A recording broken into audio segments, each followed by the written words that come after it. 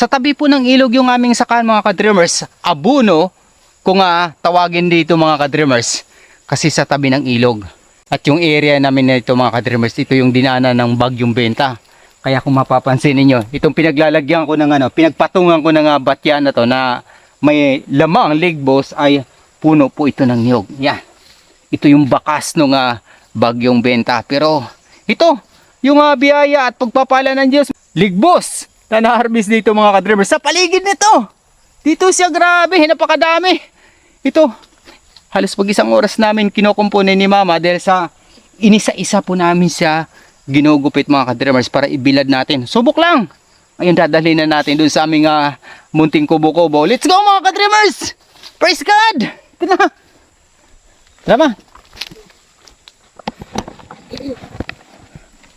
At ito na mga ka-dreamers. Iuwi na namin itong aming